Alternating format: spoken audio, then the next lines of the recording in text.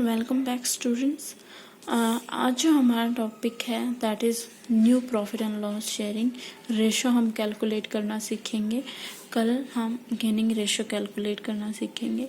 जैसे आपने last chapter में एडमिशन ऑफ पार्टनर में new profit and loss sharing ratio calculate करने से रिलेटेड आपके 4 केसेस दिए हुए थे, वैसे ही यहाँ पे आपको 2 केसेस एक तरीके से दिए हुए हैं, क्योंकि ऑलमोस्ट आप सारी कैलकुलेशन करना सीख चुके हैं। क्योंकि बेसिकली है क्या, आपके ओल्ड पार्टनर्स हैं, ओल्ड पार्टनर्स कुछ गेन कर रहे होंगे तो उनकी क्या आ जाएगी, न्यू रेशो। कुछ सेक्रीफाइस कर रहे होंगे तो माइनस कर देंगे तो उनकी क्या आ जाएगी, न्यू रेशो। कई बार क्या हो दिया होगा, अगर आपको सिंपल ओल्ड और न्यू रेशो गिवन है तो आप गेन और सेक्रीफाइस निकाल सकते हैं। कई बार आपको ओल्ड और गेन या ओल्ड और सेक्रीफाइस रेशो गिवन होगी तो आप न्यू निकाल सकते हैं। ठीक है, इस तरीके से आपको एडजस्टमेंट करनी है। लेकिन एक ओवरऑल आपकी पिक्चर क्लियर हो चुकी है कि ओल्ड रेशियो में से हम सेक्रीफाइस रेशियो माइनस कर देंगे, न्यू रेशियो आ जाएगी। ओल्ड रेशियो में हम अगर गेनिंग रेशियो ऐड कर देंगे तो न्यू रेशियो आ जाएगी। आपका अगर पार्टनर नया आता है, वो अपना शेयर लेके आता है, उसको 1/4 शेयर के लिए इंक्लूड करते हैं, 1/3 शेयर के लिए इंक्लूड करते हैं। आप अलग अलग केसेस इसके कर चुके हैं लास्ट चैप्टर में। आज क्योंकि हमारा चैप्टर है रिटायरमेंट और डेथ ऑफ ए पार्टनर, उसमें आप नई profit and loss sharing ratio कैसे कैलकुलेट करेंगे। देखिए, एक सिंपल सी चीज यहाँ पे है, मैं आपको बता देती हूँ। A, B, C and D, there are 4 partners. उनकी ओल्ड रेशियो जो गिवन है 4:5:3:2 गिवन है। अगर मैं आपसे कहती हूँ कि A पार्टनर रिटायर हो रहा है तो उस केस में आप new profit and loss sharing ratio calculate करिए B, C और D की। तो आपने सिर्फ क्या करना है, A के शेयर को हटा देना है और आपको कुछ और भी इंफॉर्मेशन नहीं गिवन हो। उस केस में आपको कुछ नहीं दे रखा है, सिर्फ ओल्ड रेशो गिवन है, तो आपको सिर्फ A का शेयर हटा देना है। जो B, C, D की रेशो क्या बच जाएगी, 5:3:2। अगर मैं कहती हूँ B रिटायर हो रहा है तो B के शेयर को हटा दीजिए और A, C और D की new profit and loss sharing ratio क्या बच जाएगी, 4:3:2।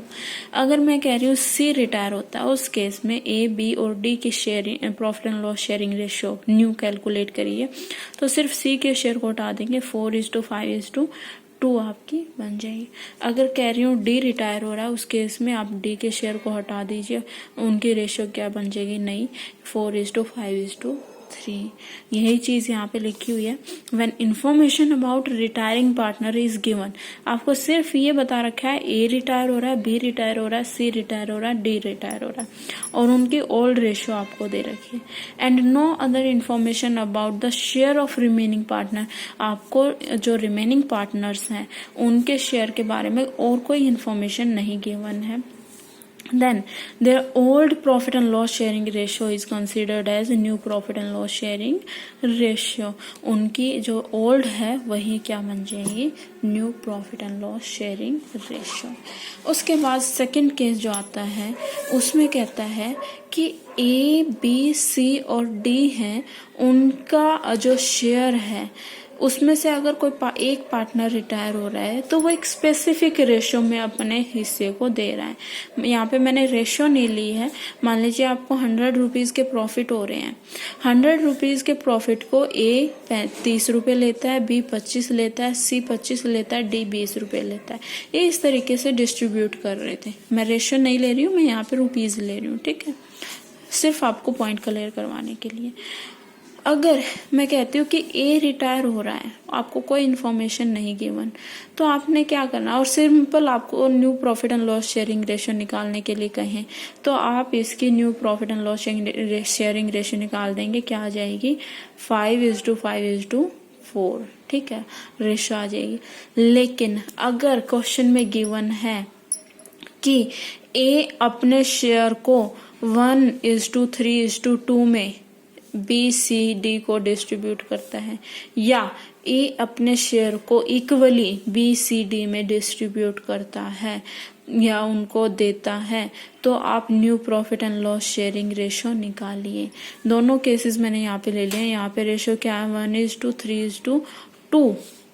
यहाँ पे रेशो क्या है 1:1:1। ठीक है, इस तरीके से वो क्या कर रहा है, डिस्ट्रीब्यूट कर रहा है, अपने पैसे को बांट रहा है इनमें। या ये इनकी क्या हो जाएगी, जो रिमेनिंग पार्टनर हैं उनकी गेनिंग रेशो हो जाएगी।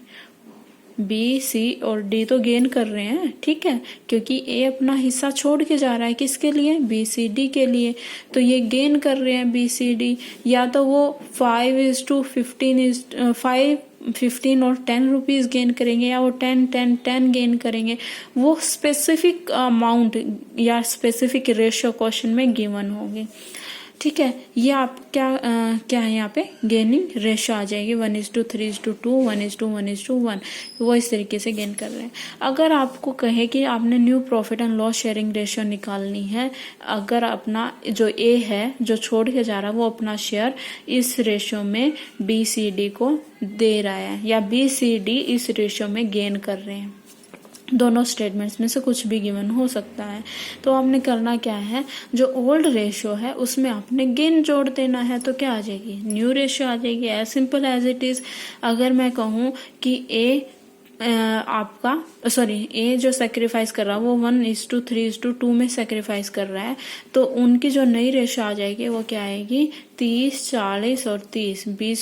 25 रुपए में मैं 5 रुपए जोड़ दूंगी, 25 में 15 जोड़ दूंगी और 20 में 10 जोड़ दूंगी, तो ये इनकी क्या आ जाएगी, new profit and loss sharing ratio, that is 3:4:3। ठीक है, अगर मैं कहूँ कि ए अपना जो शेयर है वो सेक्रीफाइस कर रहा है और बी सी डी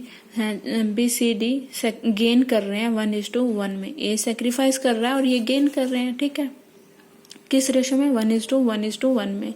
तो यहाँ हम उनके ओल्ड शेयर में इतना 10 रुपए ऐड कर देंगे। 25 10 35, 25 10 35 और 20 और 10 30। तो यहाँ पे new profit and loss sharing ratio क्या आ जाएगी, 7:7:6। ठीक है, ये हमारी क्या आ जाएगी, new profit and loss sharing ratio. यही चीज यहाँ पे गिवन है। When the share of retiring partner is received by continuing partners, आपके जब रिटायरिंग पार्टनर का जो शेयर है वो कंटिन्यूइंग पार्टनर रिसीव कर रहे हैं, यानी कि गेन कर रहे हैं इन ए स्पेसिफिक रेशियो, वो रेशियो 1:3:2 या 1:1:1 कुछ भी हो सकती है। Then the share of continuing partner, जो कंटिन्यूइंग पार्टनर्स हैं उनका जो शेयर है वो कैसे कैलकुलेट किया जाएगा, by adding the gained share, जो उन्होंने गेन किया है उसको हम ऐड कर देंगे, किसमें, टू देयर ओल्ड शेयर, उसमें ऐड करके हम क्या कर देंगे, जो new profit and loss sharing ratio वो हम कैलकुलेट कर लेंगे। ठीक है, ये आपके 2 केसेस गिवन थे new profit and loss sharing ratio के।